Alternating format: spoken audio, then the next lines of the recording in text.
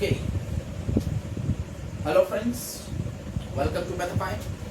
This is our lecture second of class 12 electrostatics unit 1 physics. First lecture non bookish था. हमने एक short introduction of electric charge देखा, एक old theory और एक न्यू थ्योरी. इसके बेस पर हमने जाना कि एटम इलेक्ट्रिसिटी के कारण है, एटम से मॉलिक्यूल्स इलेक्ट्रिसिटी के कारण बने, एटम से मॉलिक्यूल से पूरा ब्रह्मांड बना ऑफ कोर्स इलेक्ट्रिसिटी के कारण, और इवन ये जो लाइट है ये भी इलेक्ट्रिसिटी के कारण है. एनवायरमेंट में जो हीट है ये भी इलेक्ट्रिसिटी के कारण है. मैं यहाँ लिख पा रहा हूँ इस बोर्ड पर इंक से, क्योंकि इंक इस पे स्टिक कर रही है, वो भी इलेक्ट्रिसिटी के कारण है. मैं बोल पा रहा हूँ वो भी इलेक्ट्रिसिटी के कारण. आप इसे सुन या देख पाएंगे वो भी इलेक्ट्रिसिटी के कारण. हम सोच सकते हैं, even we can't think without electricity, we can't breathe without electricity, our heart stops pump without electricity, our lungs stops function without electricity. Without electricity nothing is possible. कैसे? All our senses, जो हमारे 5 senses हैं, स्वाद लेना, सुनना, सब कुछ, सुनना, देखना, स्वाद लेना, टच करना, सेंसेस जितने भी हैं, ये सेंसेस कैसे ऑपरेट होते हैं? आप जब किसी चीज को टच करते हैं तो वो टच करने का सेंसेशन दिमाग तक कैसे पहुंचता है? इलेक्ट्रिक पल्सेस के फॉर्म में. जब आप किसी चीज को खाते हैं तो स्वाद का सेंसेशन दिमाग में कैसे पहुंचता है? इलेक्ट्रिक पल्सेस के फॉर्म में. इस पूरी बॉडी में जो भी ऑपरेशन होता है उसका हेड है माइंड, और माइंड अपने सारे इंफॉर्मेशन इलेक्ट्रिक पल्सेस के फॉर्म में ही कमांड करता है और उसी के फॉर्म में रिसीव करता है. इवन आपका माइंड सोचने के लिए भी इलेक्ट्रिक पल्सेस का ही यूज करता है. यानी असल में इलेक्ट्रिक पल्सेस का एक ट्रेन सी चल रही है आपके दिमाग में जब आप सोच रहे हैं. और आपकी मेमोरी, इस लेक्चर को अगर आप याद रख पाए तो वो भी आपके माइंड में स्टोर होगी इलेक्ट्रिक पल्सेस के फॉर्म में ही. दिमाग को और कोई लैंग्वेज समझ नहीं आती, उसको सिर्फ इलेक्ट्रिक पल्स समझ में आती है और कुछ नहीं. ठीक है? तो अगर आपका माइंड, अगर आप ये हाथ हिलाना चाहते हैं तो माइंड से इलेक्ट्रिक पल्स आती है जो इंस्ट्रक्शन देती है कि हाथ हिलाओ, और उसके कारण आपका हाथ हिल सकता है. अगर वो इंस्ट्रक्शन आनी बंद हो गई तो आपका हाथ पैरालाइज हो जाएगा. तो इलेक्ट्रिसिटी के बिना आप जो ब्रीदिंग करते हैं वो भी सिग्नल माइंड से ही आ रहा है, वरना आप ब्रीद करना ही बंद कर देंगे अगर सिग्नल आना बंद हो गया तो. और ऑफ कोर्स आपका हार्ट भी पंप करना बंद कर देगा. तो अगर मैं एग्जांपल देने लगूं तो पूरा लेक्चर खत्म हो जाए, और ऐसे 10 लेक्चर्स खत्म हो जाएं. इलेक्ट्रिसिटी का कोई और छोर नहीं है. बस इतना कि ये पूरा ब्रह्मांड आपके जो अंदर समाया है और जो आपके बाहर है वो सब इलेक्ट्रिसिटी के ही डिफरेंट फॉर्म्स ऑफ मैनिफेस्टेशंस हैं. तो ये इलेक्ट्रिसिटी है क्या? कुछ नहीं. बिग बैंग से पैदा हुए 2 पार्टिकल, इलेक्ट्रॉन और प्रोटॉन की ऐसी प्रॉपर्टी जिसके कारण वो एक दूसरे को अट्रैक्ट या रिपेल करते हैं, यही इलेक्ट्रिसिटी है. बस इस छोटे से कॉन्सेप्ट से ही दोस्तों ये पूरा ब्रह्मांड बना है. डिफरेंट कलर्स जो आप देखते हैं, डिफरेंट फॉर्म्स जो आप देखते हैं, जो भी चेंजेस हो रहे हैं दुनिया में वो भी इसी फिनोमेना के कारण हो रहे हैं. अगर आप गौर करें और माइन्यूट से थोड़ा लार्ज स्केल पे जाए तो आप देखेंगे सब कुछ इलेक्ट्रिसिटी के कारण ही है. इलेक्ट्रिसिटी सिर्फ वो नहीं है जो हमारे घरों में पावर सप्लाई करती है या जो थंडर स्टॉर्म में होती है. इलेक्ट्रिसिटी सब कुछ है, हर जगह है. उसी के कारण हम हैं, उसी के कारण ये पूरा यूनिवर्स है, और उसी के कारण सब कुछ ऑपरेट हो रहा है. इलेक्ट्रिसिटी के लिए रिस्पॉन्सिबल या इलेक्ट्रिकल इफेक्ट्स के लिए रिस्पॉन्सिबल है इलेक्ट्रिक चार्ज. चलिए थोड़ा बुकिश जाते हैं. हाइपोथेटिकल या फिर इमेजिनरी वर्ल्ड में हम बहुत गए, अब बुकिश हो जाते हैं. So what is electric charge? तो क्या है इलेक्ट्रिक चार्ज? इलेक्ट्रॉन और प्रोटॉन इलेक्ट्रिक चार्ज है. वो क्या है? वो मैटर के एलिमेंट्री पार्टिकल्स हैं, कॉन्स्टिट्यूटिंग पार्टिकल्स हैं, और उन्हीं के कारण सारे इलेक्ट्रिकल इफेक्ट्स दुनिया में होते हैं. तो यही इसकी डेफिनेशन भी है. What is electric charge? इसका सिंबल है कैपिटल क्यू या स्मॉल क्यू, कुछ भी आप यूज कर सकते हैं। What is the definition? The elementary particle of matter or the constituting particle of matter, इन्हीं से मिलके मैटर बनता है, एटम बनते हैं, एटम से मिलके सब कुछ बनता है। Responsible for all the electric effects is called electric charge. Constituting particles of matter responsible for all the electrical effects. Symbol Q. हमारी पुरानी जो फॉर्मूला है Q is equal to IT, current into second time, क्योंकि I is equal to Q by T आपने 10th में पढ़ा ही है। Of course इसकी हेल्प से SI यूनिट निकाले तो एम्पियर सेकंड, लेकिन एम्पियर इनटू सेकंड को एम्पियर सेकंड ना कह के महान scientist coulomb, French scientist coulomb के सम्मान में कहा जाता है। कूलम सिंबल है capital C, capital small C नहीं। जितने भी सिंबल साइंटिस्ट के नाम से होंगे वो हमेशा कैपिटल लेटर्स में होंगे, और जो साइंटिस्ट के नाम से नहीं होंगे जैसे मीटर या किलो, ये नॉन कैपिटल लेटर्स में होंगे। ये नियम है सिंबल लिखने का। Dimensional formula AD, ampere second, ampere का A, सेकंड का कैपिटल T। स्केलर है या वेक्टर है? तो ऑफ कोर्स ये सिर्फ प्रॉपर्टी है जिसके कारण अट्रैक्शन रिपल्शन हो रहा है, so it's a scalar quantity, it has no sense of direction. तो ये हुई आपकी कंप्लीट डेफिनेशन। दोस्तों जब भी डेफिनेशन दें सब कुछ बताएं, यानी पहले डेफिनेशन, उसके बाद कोई फॉर्मूला है तो वो फॉर्मूला, उसके बाद फिर उसके SI यूनिट, डायमेंशनल फॉर्मूला, उसका स्केलर है या वेक्टर है, अगर वेक्टर है तो सेंस ऑफ डायरेक्शन क्या है, और वगैरह वगैरह। ये कंप्लीट डेफिनेशन ही बताएं और अपने दिमाग में भी यही रखें। एक बस ये बोल देना नहीं होती डेफिनेशन, अगर उसमें कुछ एक्सेप्शन है तो वो भी आप ठीक है। कितने टाइप्स के चार्ज होते हैं? There are 2 types of charge, वो तो हमने पहले ही देख लिए। कन्वेंशनली बेंजामिन फ्रैंकलिन ने ही उसे नाम दे दिया था पॉजिटिव और नेगेटिव, तो वही कन्वेंशन चला आ रहा है। तो कन्वेंशनली हम उसे कहते हैं एक चार्ज को पॉजिटिव और दूसरे को नेगेटिव। तो पॉजिटिव चार्ज पार्टिकल है प्रोटॉन और नेगेटिवली चार्ज पार्टिकल है इलेक्ट्रॉन। ऑफ कोर्स चार्ज कितना है भाई प्रोटॉन के पास या इलेक्ट्रॉन के पास? तो इलेक्ट्रॉन का चार्ज किसने डिस्कवर किया था? मिल्कन ने चार्ज मास रेशियो डिस्कवर किया था, जिसके बाद में चार्ज डिस्कवर हुआ, वैल्यू आई 1.6 10 to the power -19 coulomb. Negative, conventional negative दिया गया है, और ठीक उतना ही चार्ज प्रोटॉन के पास भी है, प्लस में ये conventional 1.6 10 to the power -19 coulomb. यानी जितना चार्ज प्रोटॉन के पास होता है एग्जैक्टली उतना ही चार्ज इलेक्ट्रॉन के पास भी होता है। मैथमेटिकली ये नंबर बड़ा है और ये नंबर छोटा है। Plus 1.6 is greater than -1.6, -1.6 is negative number, is less than 0, positive number is more then 0। Mathematically this number is greater than this. Does that mean that proton has larger charge as compared to electron? No. As I said, this is just conventional. Positive and negative symbols are just conventional as it was already given by Benjamin Franklin. तो वो convention चला आ रहा है। और ये positive negative का एक और मतलब है कि ये चार्ज अपोजिट नेचर के होते हैं। अपोजिट नेचर का होने का मतलब ये है कि जब ये एक साथ आते हैं तो एक दूसरे के इफेक्ट को कैंसल आउट कर देते हैं। इन दोनों को अगर आप ऐड करेंगे तो मिलेगा 0, क्योंकि ये एक दूसरे के इफेक्ट को कैंसल करके न्यूट्रलाइज हो जाते हैं। ये इसका यूज है पॉजिटिव नेगेटिव का, लेकिन ज्यादा या कम नहीं। ओके, अब इनके मास को अगर आप, चार्ज तो दोनों में इक्वल होते हैं, लेकिन मास में बहुत बड़ा वेरिएशन होता है। प्रोटॉन का मास इलेक्ट्रॉन से लगभग 1800 टाइम्स लार्जर होता है। यानी अगर इलेक्ट्रॉन का मास 1 किलो है तो प्रोटॉन का मास 1800 किलो या 1836 किलो टू बी प्रिसाइज होता है। यानी इलेक्ट्रॉन को मूव करना आसान है, प्रोटॉन को मूव करना उससे 1800 गुना ज्यादा एनर्जी आपको रिक्वायर होगी। एक इलेक्ट्रॉन को मूव करने के लिए अगर आपको 1 जूल चाहिए तो प्रोटॉन उससे 1800 गुना भारी है, तो उसको मूव करने के लिए 1800 गुना ज्यादा एनर्जी यानी 1800 जूल एनर्जी चाहिए होगी। अब ये आपके ऊपर है, चार्ज दोनों में बराबर है, अब आपके ऊपर है कि आप किसे मूव करना चाहें। अगर आप बुद्धिमान हैं, चार्ज बराबर है। अगर आपको कोई चीज 1 रुपए में मिल रही है, चार्ज तो उतना ही मिलने वाला है ना भाई।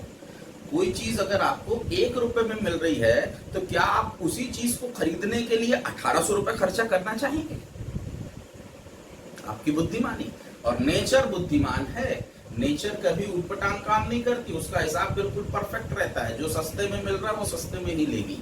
तो जब भी चार्जेस का मूवमेंट की हम बात करेंगे तो आपके पास दो ऑप्शन हमेशा होंगे, क्योंकि दो चार्ज हैं, उसमें से आप किसे मूव करना प्रेफर करेंगे? आप तो खैर नहीं कर सकते, लेकिन नेचर किसे मूव करना प्रेफर करेगी? नेचर हमेशा इलेक्ट्रॉन को मूव करना प्रेफर करेगी। दो कारण हैं। पहला, इलेक्ट्रॉन बहुत हल्का है तो मूव आसानी से कम एनर्जी में मूव हो जाएगा। दूसरा, प्रोटॉन न्यूक्लियस के अंदर होता है और न्यूक्लियस से उसको निकालना बहुत बहुत large amount of energy require करता है, और एटम ही बदल जाएगा अगर आपने प्रोटॉन निकाल लिया।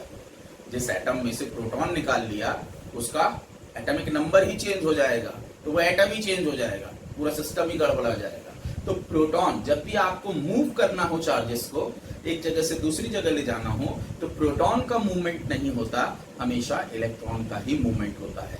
तो इस यूनिट का हीरो है इलेक्ट्रॉन। प्रोटॉन साइड हीरो है, उसके बिना कहानी नहीं चल सकती, लेकिन हीरो है इलेक्ट्रॉन। अब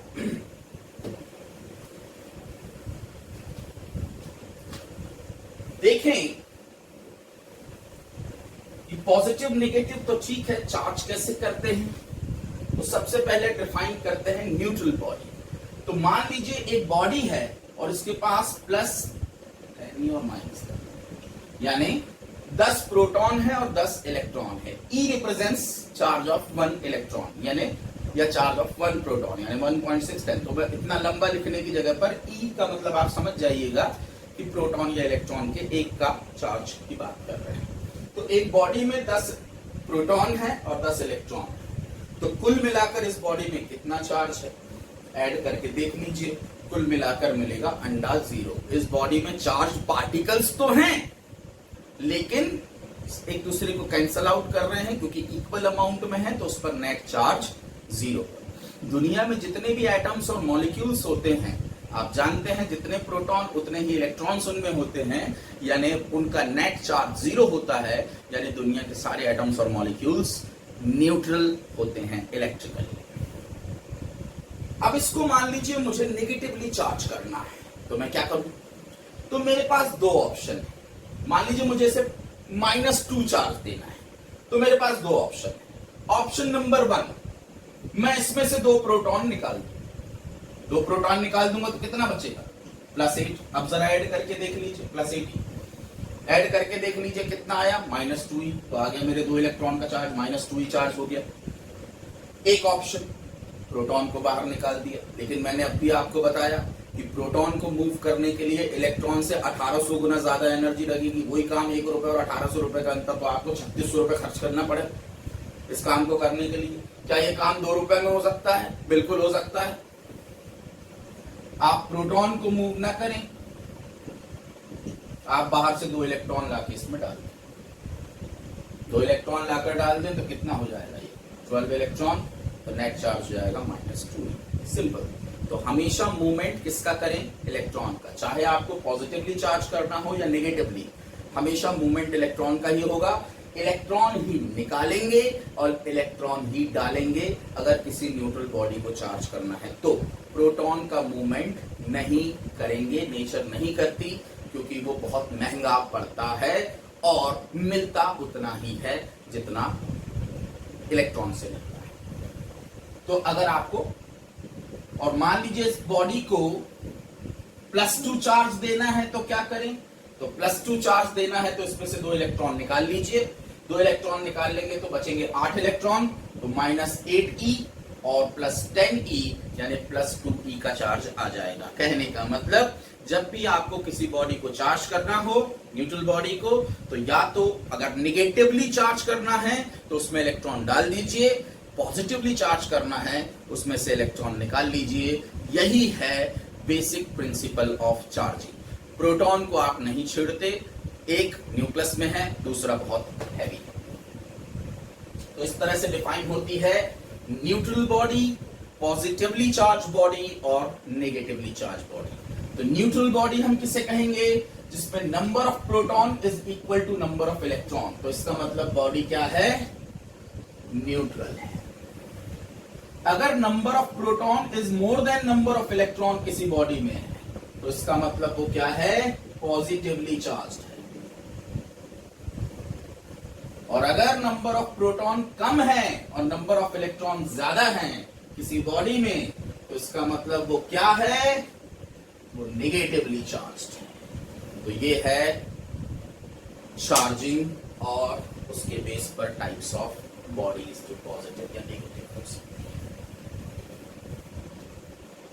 क्या हम एक्सपेरिमेंटली ये प्रूव कर सकते हैं कि दो किस्म के चार्ज होते हैं? हजारों एक्सपेरिमेंट है। अब वो बच्चों वाली चीजें हैं, आपको बताने की जरूरत नहीं है, बहुत सारे हैं जिससे आप प्रूव कर सकते हैं। आपके दिमाग में कुछ हो तो आप शेयर कर सकते हैं। अगर आपको चाहिए तो मैं बता दूंगा, आप कमेंट में लिख दीजिए। ओके, नेक्स्ट टॉपिक है electronic theory of charging. Electronic theory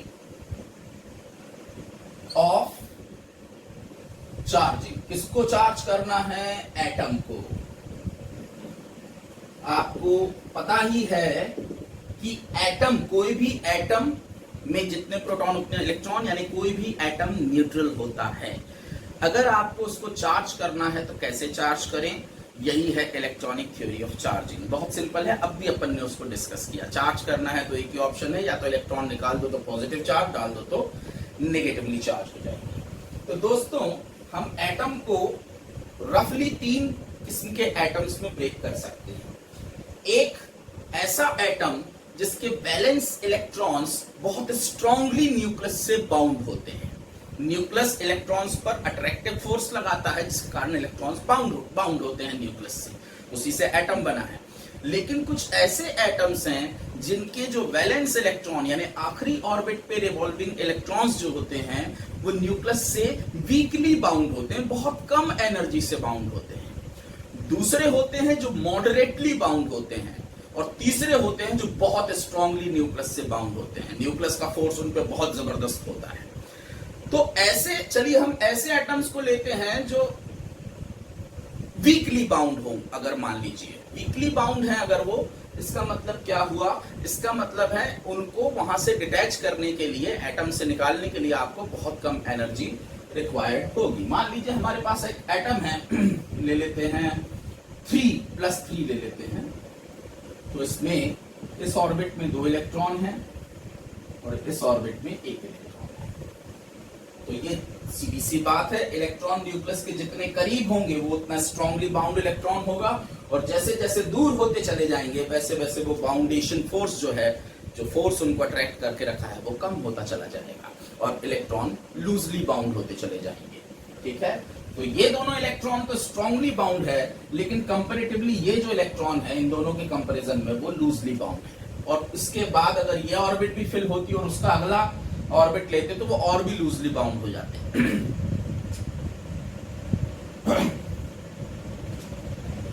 और कुछ ऐसे जिनके मॉडरेटली और कुछ हैं जिनके स्ट्रांगली बाउंड इलेक्ट्रॉन होते हैं। ये इलेक्ट्रॉन जितनी एनर्जी से बाउंड होते हैं न्यूक्लियस से, अगर आपने उतनी ही एनर्जी इलेक्ट्रॉन्स को बाहर से दे दी तो ये इलेक्ट्रॉन न्यूक्लियस से यानी एटम के इन्फ्लुएंस से बाहर हो जाते हैं, न्यूक्लियस एटम से डिटैच हो जाते हैं। इन तरह के इलेक्ट्रॉन्स को कहते हैं फ्री इलेक्ट्रॉन्स या मोबाइल इलेक्ट्रॉन्स। जैसे ये मैंने पेन पकड़ के रखा हुआ है अपने हाथ में, होल्ड कर रखा है, पकड़ के रखा है। मान लीजिए मैं न्यूक्लियस हूं और ये वो इलेक्ट्रॉन है जिसे मैंने बहुत जोर से पकड़ के रखा है, तो आपको खींचने के लिए ज्यादा एनर्जी लगेगी। स्लोली लूजली पकड़ के रखा है तो आपको खींचने के लिए कम एनर्जी लगेगी।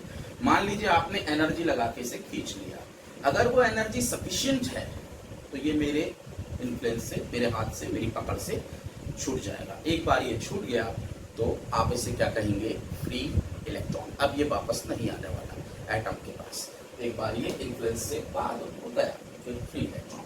तो हर एटम के इलेक्ट्रॉन्स को डिटैच किया जा सकता है। सबको अलग अलग एनर्जी रिक्वायर्ड होती है। जो स्ट्रांगली बाउंड है उनको ज्यादा एनर्जी रिक्वायर्ड होगी, जो लूजली बाउंड है उनको कम एनर्जी रिक्वायर्ड होगी।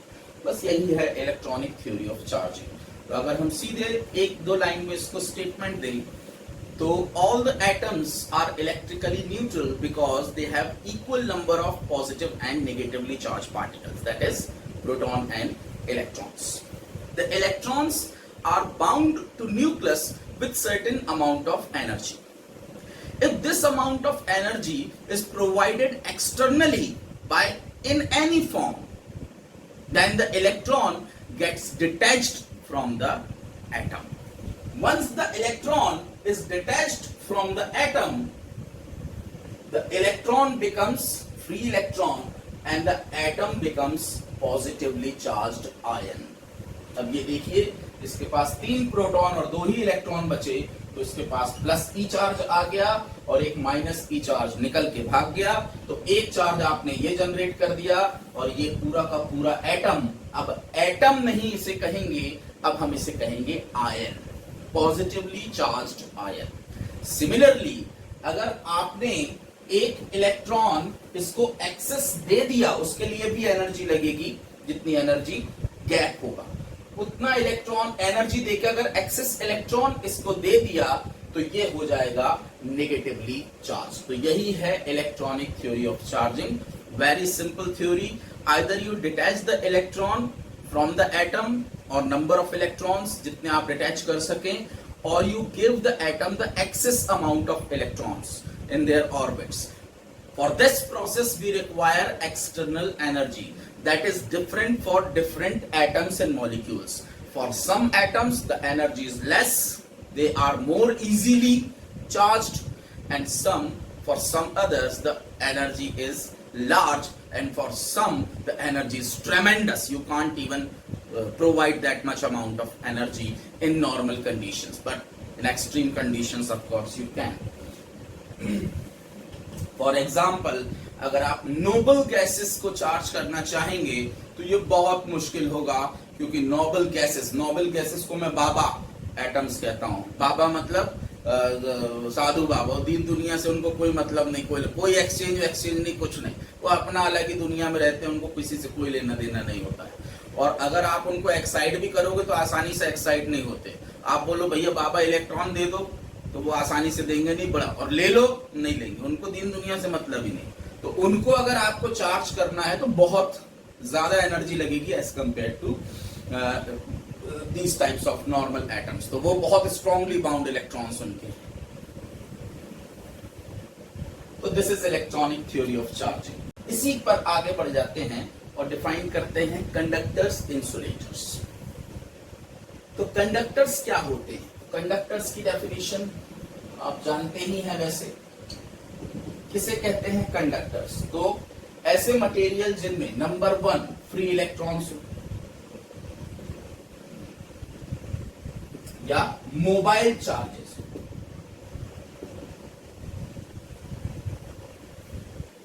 Number 2 allow the electricity flow through them.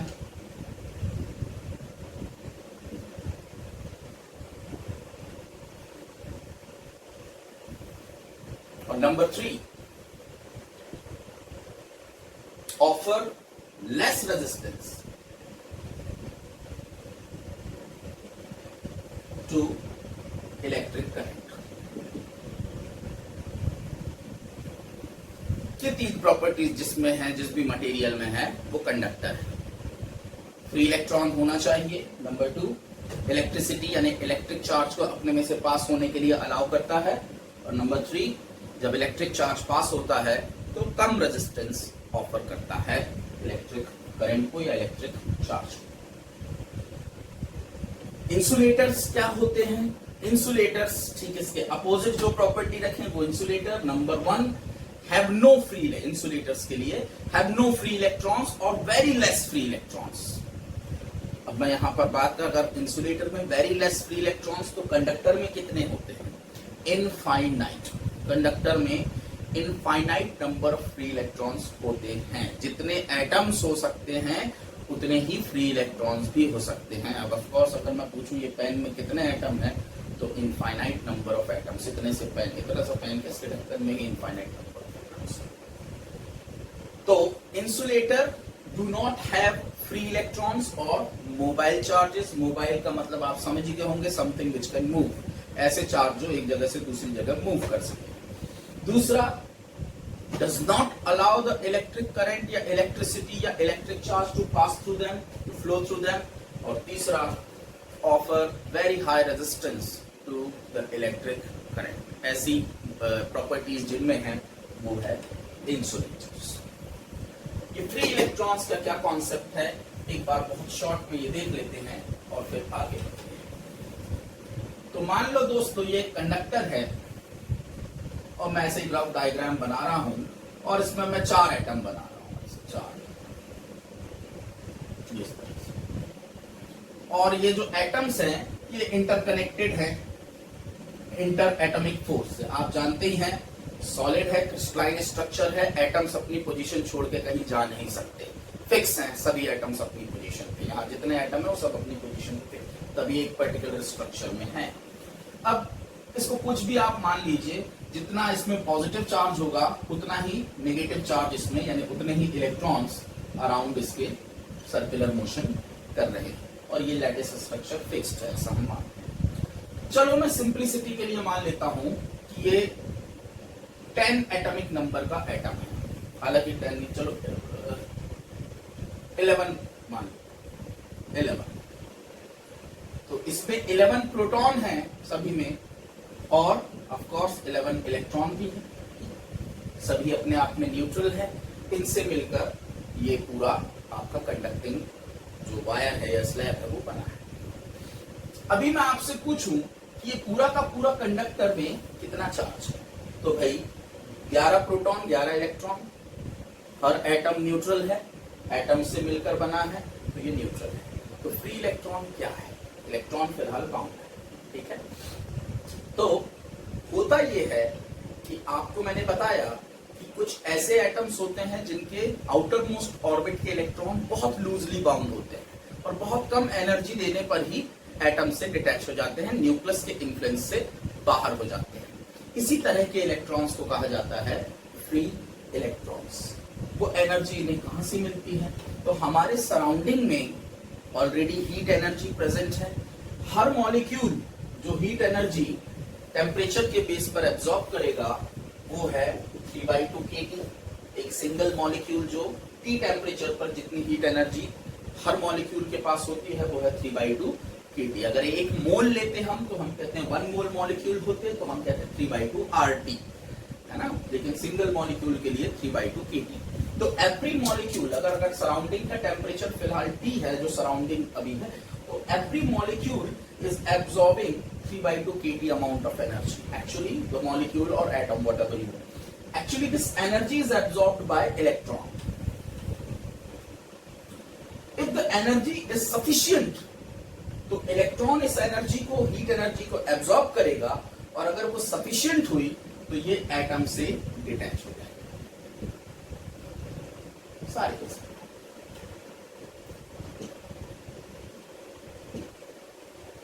Sufficient हुई कहने का मतलब, मान लीजिए एटम से डिटैच होने के लिए 3 इलेक्ट्रॉन वोल्ट चाहिए और ये 3 इलेक्ट्रॉन वोल्ट या उससे ज्यादा एनर्जी है तो डिटैच हो जाएगा, कम है तो नहीं होगा, टेम्परेचर पे डिपेंड करता है।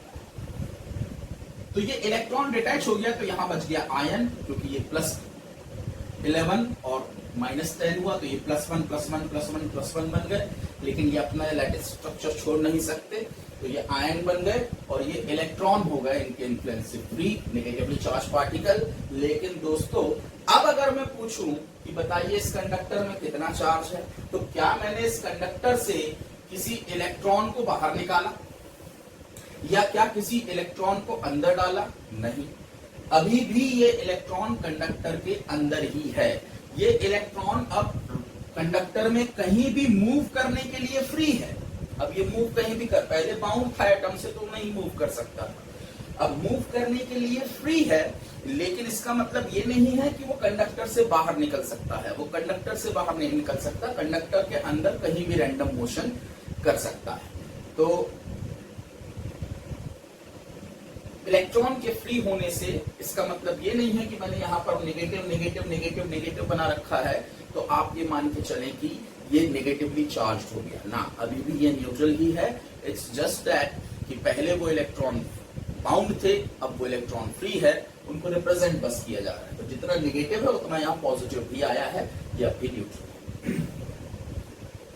तो इस तरह से किसी कंडक्टर में इलेक्ट्रॉन्स फ्री हो जाते हैं और वो कहीं भी रैंडम मोशन करने के लिए फ्री होते हैं। इस तरह के इलेक्ट्रॉन्स को कहते हैं फ्री इलेक्ट्रॉन्स या मोबाइल चार्जेस, जो मूव कर सके। ठीक है, पॉजिटिव आयंस मूव नहीं कर सकते। जबकि इंसुलेटर के जो इलेक्ट्रॉन्स होते हैं वो बहुत, जो आउटर मोस्ट ऑर्बिट के इलेक्ट्रॉन हैं वो बहुत स्ट्रांगली बाउंड होते हैं, और जो हीट एनर्जी है वो इतनी सफिशिएंट नहीं होती कि वो उनके आउटर मोस्ट इलेक्ट्रॉन्स को डिटैच कर दें। इसीलिए वो एटम से बाउंड होते हैं और उनके पास, यानी इंसुलेटर्स के पास कोई फ्री इलेक्ट्रॉन्स या मोबाइल चार्ज अवेलेबल नहीं होता। तो ये सब होता है उनके स्पेसिफिक एटॉमिक स्ट्रक्चर और इलेक्ट्रॉन को कितने स्ट्रांगली उन्होंने होल्ड कर रखा है इसकी कैपेसिटी के बेस पर। दोस्तों, एक और किस्म का मटेरियल होता है जिसे कहते हैं सेमी कंडक्टर। अभी आपने देखा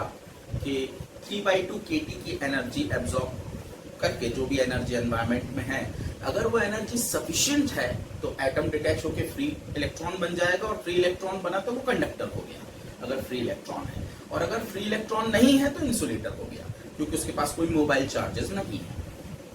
लेकिन सेमीकंडक्टर एक ऐसा मटेरियल होता है जिसका जो इलेक्ट्रॉन है आउटर मोस्ट ऑर्बिट का, वो ना तो बहुत स्ट्रांगली बाउंड होता है न्यूक्लियस से, ना बहुत वीकली बाउंड होता है। यानी कंडक्टर की प्रॉपर्टी भी उसमें पूरी तरह से नहीं होती और इंसुलेटर की प्रॉपर्टी भी पूरी तरह से नहीं होती। जैसे अगर कंडक्टर का इलेक्ट्रॉन 2 इलेक्ट्रॉन वोल्ट से बाउंड है मान के चलते हैं, और इंसुलेटर का मान के चलते हैं 15 इलेक्ट्रॉन वोल्ट से बाउंड है, तो सेमीकंडक्टर का somewhere in between 6-7 electron volt से बाउंड होगा। तो अगर आप, क्योंकि एनवायरनमेंट की जो हीट एनर्जी है उसी को एब्जॉर्ब करके इलेक्ट्रॉन फ्री होता है, तो अगर आप नॉर्मल से टेम्परेचर धीरे धीरे बढ़ाना शुरू करें तो हायर टेम्परेचर पर इतनी एनर्जी आ जाती है कि एक सेमी कंडक्टिंग मटेरियल के इलेक्ट्रॉन फ्री हो जाते हैं, यानी वो क्या बन जाता है, कंडक्टर। जबकि लोअर टेम्परेचर पर इतनी हीट एनर्जी अवेलेबल नहीं होती कि वो एटम को इलेक्ट्रॉन को एटम से डिटैच कर सके। यानी लो टेम्परेचर पर वो इंसुलेटर होता है और हाई टेम्परेचर पर वो कंडक्टर होता है। इसीलिए क्योंकि वो ना तो पूरी तरह से कंडक्टर है ना इंसुलेटर, कुछ पर्टिकुलर कंडीशंस में कंडक्टर की तरह बिहेव कर रहा है, कुछ पर्टिकुलर कंडीशंस में इंसुलेटर की तरह, इसीलिए उसे सेमी कंडक्टर कहा जाता है। सेमी कंडक्टिंग डिवाइसेस जो है वो हमारा आखिरी यूनिट है और बहुत ही इंपॉर्टेंट है, बोर्ड के लिए नहीं, बोर्ड के लिए तो ठीक ठाक इंपॉर्टेंट है जैसे सभी यूनिट है, बहुत ही इंपॉर्टेंट सेक्शन है हमारी मॉडर्न साइंटिफिक टेक्नोलॉजीज के लिए, क्योंकि जितनी भी डिजिटल वर्ल्ड है, इलेक्ट्रॉनिक दुनिया है, वो सेमी कंडक्टिंग डिवाइस पर ही चलती है, वही उसका बिल्डिंग ब्लॉक है। एक और बात दोस्तों मैं बता दूं कि इंसुलेटर्स को डाई इलेक्ट्रिक भी कहा जाता है, एक और नाम इसका है डाई इलेक्ट्रिक।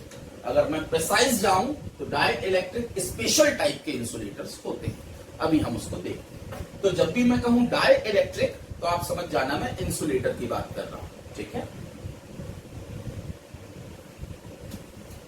अब आइए हम नेक्स्ट एक और छोटा सा टॉपिक, इंपॉर्टेंट टॉपिक जो आपकी बुक में डायरेक्टली कवर नहीं किया गया है लेकिन यूज उसका किया गया है, उस टॉपिक को देखते हैं। मान लीजिए मेरे पास एक कंडक्टिंग बॉडी है,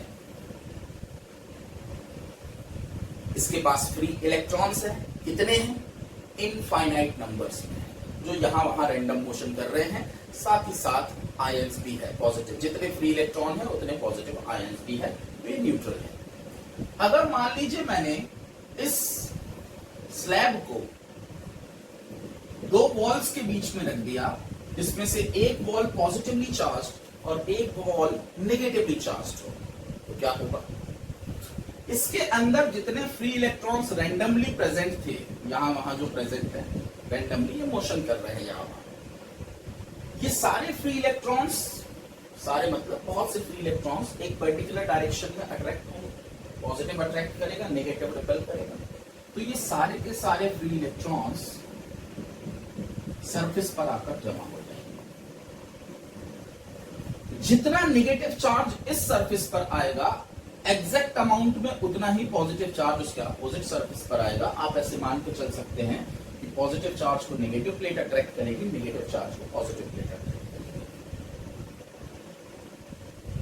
यानी पहले ये रैंडमली डिस्ट्रीब्यूटेड थे, जब आपने ये प्लेट्स लगाई तो ये दो अलग अलग पार्ट्स में पोलराइज हो गए। पोलराइज होने का मतलब दो पोल बना लिया, नेगेटिव ने अपना एक पोल बना लिया, पॉजिटिव ने अपना एक पोल बना लिया।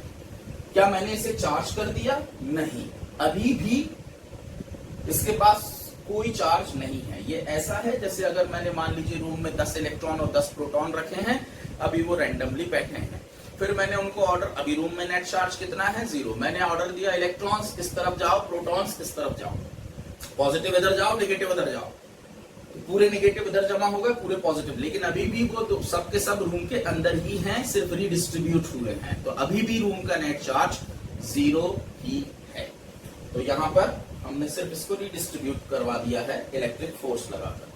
आप जितना ये फोर्स बढ़ाते जाएंगे उतने ही इलेक्ट्रॉन्स यहां पर भी बढ़ते जाएंगे। अगर यहाँ पे आपने 10 प्रोटॉन रखे हैं तो यहाँ 10 इलेक्ट्रॉन आ जाएंगे, 20 रखे हैं तो 20 आ जाएंगे, 1000 रखे हैं तो 1000 आ जाएंगे, करोड़ रखे हैं तो करोड़ आ जाएंगे, इनफाइनाइट रखे हैं तो इनफाइनाइट आ जाएंगे। क्योंकि इसके पास इनफाइनाइट अमाउंट में इलेक्ट्रॉन है, तो आप जितना अट्रैक्ट करेंगे उतने ज्यादा इलेक्ट्रॉन यहाँ आते ही चले जाएंगे, उतना ही पॉजिटिव चार्ज यहाँ भी डेवलप होता चला जाएगा इक्वल अमाउंट में। अगर यहाँ माइनस क्यू डेवलप होगा तो यहाँ by default plus Q develop होगा। आपके दिमाग में एक छोटा सा सवाल आ सकता है कि अभी तो आपने कहा कि पॉजिटिव चार्ज मूव नहीं कर सकते, तो फिर ये इधर कैसे मूव होगा? ये तो अपने लेटेस्ट स्ट्रक्चर को छोड़ के जा नहीं सकते। असल में हुआ ये है कि इस तरह से ये अरेंज थे, आप ये मान के चल सकते हैं दिमाग में कि कुछ इस तरह के रैंडमली अरेंज थे आजू बाजू कहीं, और मैंने कहा भाई सारे इलेक्ट्रॉन इधर आ जाओ, तो सारे इलेक्ट्रॉन इधर आ गए, तो बाय डिफॉल्ट यहाँ क्या बचा? पॉजिटिव। अगर मैंने 3 को यहाँ बुलाया तो 3 पॉजिटिव, अगर यहाँ 100 को बुलाता तो यहाँ 100, बाकी अपनी पेयर में बैठे रहते, लेकिन 100 पॉजिटिव और 100 नेगेटिव क्रिएट हो जाए। तो कुछ इसी तरह का यहाँ पर भी होता है। क्रिस्टल अपना स्ट्रक्चर ब्रेक नहीं कर रहा है, बस इलेक्ट्रॉन के इधर ट्रांसफर होने के कारण यहाँ अपने आप ही इस तरफ पॉजिटिव चार्ज का इन्फ्लुएंस बढ़ जाता है। क्योंकि यहाँ 2 पोल बन गए इलेक्ट्रिक चार्ज के, इसे कहते हैं पोलराइज हो जाना आपके कंडक्टर का, और 2 पोल बनाना इसे कहते हैं dipole, electric dipole. Equal and opposite charge separated by certain distance is called electric. इसको हम डिटेल में आगे स्टडी करने वाले हैं, फिलहाल मैंने आपको सिर्फ पोलराइजेशन बताया। Hopefully you got it. 10 electron, sorry 10 proton, 10 positive, तो यहाँ 10 नेगेटिव, 100 पॉजिटिव 100 नेगेटिव, जितना चाहे उतना आप उसको पोलराइज। उसके पोलराइज होने की एबिलिटी क्या है किसी भी कंडक्टर की? इनफाइनाइट। ये जितना चाहे उतने अमाउंट में आप इसे पोलराइज कर सकते हैं, क्योंकि इसके पास इनफाइनाइट अमाउंट में फ्री इलेक्ट्रॉन्स। अब बिल्कुल यही प्रोसेस हम अगर इंसुलेटर के साथ करें, इंसुलेटर में फ्री इलेक्ट्रॉन नहीं होते, इंसुलेटर के जो एटम होता है उससे इलेक्ट्रॉन बड़े स्ट्रांगली बाउंड होते हैं, वो फ्री नहीं होते। अगर आप उनको तोड़ने की कोशिश भी करोगे तो वो स्ट्रेच हो जाएंगे, लेकिन टूटेंगे नहीं, किसी रबर के जैसे, इलास्टिक के जैसे स्ट्रेच जरूर हो जाएंगे। जैसे आप मान के चलें कि यहाँ पर मैंने एक इंसुलेटर रखा है, इमेजिन कर लीजिए। इंसुलेटर को आप 2 बंदे मान लीजिए, एक पॉजिटिव बंदा है और एक नेगेटिव बंदा है, ठीक है। वो एक मिलके एक एटम बना रहे हैं, वो इंसुलेटर का एटम है, उससे थोड़ा आपको आसान। तो 2 बंदे हैं, दोनों के बीच में मैंने लगा दी स्प्रिंग, ऐसे। ये पॉजिटिव बंदा, ये नेगेटिव बंदा, और उनके बीच में क्या लगी है? स्प्रिंग, और बड़ी टाइट स्प्रिंग। अब अगर इस बॉल को मैं कर दूं पॉजिटिव और इसको कर दूं नेगेटिव, तो ये, सॉरी ये उल्टा होगा, नेगेटिव, तो ये इस तरफ अट्रैक्ट होगा और ये इस तरफ अट्रैक्ट होगा। इससे स्प्रिंग क्या होगी? स्ट्रेच हो जाएगी। आप और बढ़ाते जाएं वो और स्ट्रेच होगी, लेकिन ये टूटेगी नहीं। या ऐसा नहीं कि इलेक्ट्रॉन इधर भाग जाएगा और पॉजिटिव चार्ज उधर भाग जाएगा, जैसे कंडक्टर में हो रहा था। तो यहाँ पे क्या होगा? एक बंदा नेगेटिव है, एक बंदा पॉजिटिव है, दोनों स्प्रिंग की हेल्प से बंधे हुए हैं। अगर मैं इस बॉल को पॉजिटिव और एक को नेगेटिव कर दूं तो नेगेटिव बंदा इधर अट्रैक्ट होगा, पॉजिटिव इधर अट्रैक्ट होगा, दोनों इस तरफ अट्रैक्ट जरूर होंगे, लेकिन दोनों एक दूसरे से इलास्टिक बंधे हुए हैं तो वो बस स्ट्रेच होंगे लेकिन वहां तक जा नहीं पाएंगे जब तक कि फोर्स बहुत इतना स्ट्रांग ना हो कि वो टूट ही जाए उनके बीच का बॉन्ड और वो भग जाए दोनों। ठीक है, लेकिन बॉन्ड टूट गया तो वो मूव करने के लिए फ्री हो गए, तब वो इंसुलेटर रहा ही नहीं क्योंकि उसमें मोबाइल चार्जेस आ गए जो मूव करने के लिए फ्री है, तब वो कंडक्टर बन गया। ठीक है, तो लगभग कुछ इसी तरह का होता है इंसुलेटर। अगर हम इंसुलेटर का एक एटम इंडिविजुअली देखें तो वो कुछ इस तरह का दिखेगा। इसका सेंटर ऑफ पॉजिटिव और सेंटर ऑफ नेगेटिव चार्ज वो इनसाइड होता है, लेकिन अगर इसे हम इलेक्ट्रिक फोर्स एक्सटर्नल प्रोवाइड करें तो क्या होगा, सारे के सारे इलेक्ट्रॉन्स इस तरफ अट्रैक्ट होंगे और प्रोटॉन्स इस तरफ अट्रैक्ट होंगे, जिसके कारण ये इस तरह से स्ट्रेच हो जाएगा।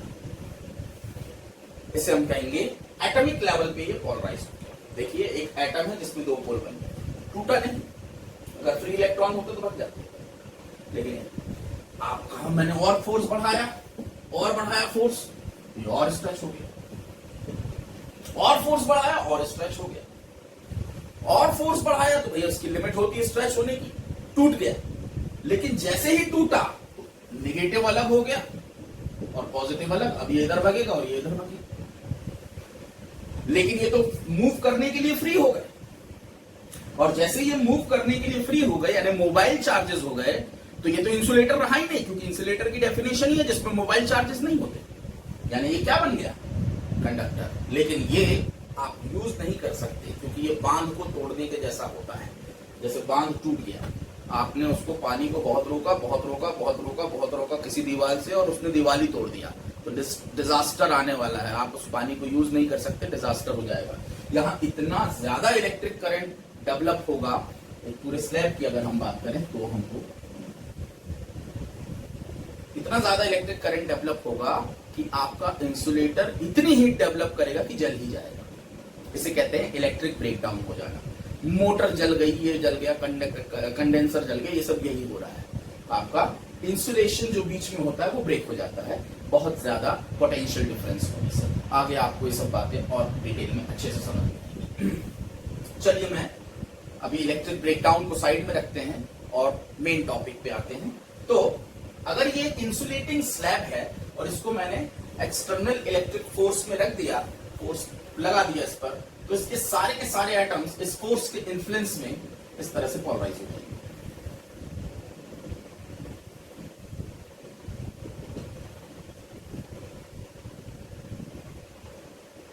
समझ गए होंगे आप, नेगेटिव इस तरफ, ये इसका अट्रैक्शन से, और इस तरफ पॉजिटिव, ऐसे ही सब के सब पोलराइज, और ऐसे नीचे।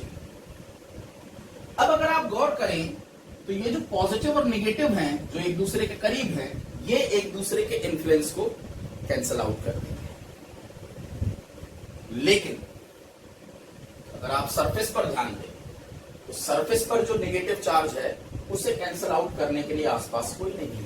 सिमिलरली इस तरफ जो पॉजिटिव चार्ज है उसे कैंसल आउट करने के लिए कोई नहीं है। अंदर के तो सारे कैंसल आउट हो गए एक दूसरे के इफेक्ट से, लेकिन सरफेस पर चार्ज बने रहे, और इस तरह से आपका फिर से वही हुआ, एक सरफेस पर नेगेटिव चार्ज का इन्फ्लुएंस हो गया, उसके अपोजिट सरफेस पर पॉजिटिव चार्ज उतने ही अमाउंट में प्रेजेंट है, तो इधर अगर माइनस क्यू चार्ज प्रेजेंट हुआ है तो इधर प्लस क्यू चार्ज, हमने क्या किया, हमने फिर से दो पोल बना दिए, एक पॉजिटिव पोल और एक इक्वल अमाउंट का नेगेटिव पोल, यानी हमने इंसुलेटर को भी पोलराइज कर दिया।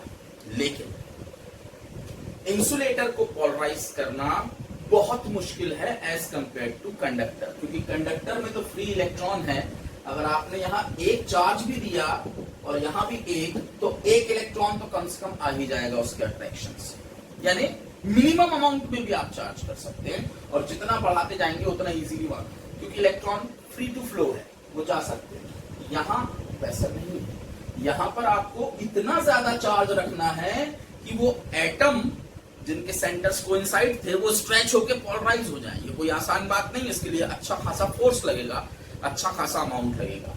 तो इनको पोलराइज, इंसुलेटर्स को पोलराइज करना काफी डिफिकल्ट या काफी ज्यादा एनर्जी लगती है, काफी ज्यादा फोर्स लगता है, electric force, as compare to conductor. Conductor बहुत इजीली पोलराइज हो जाते हैं।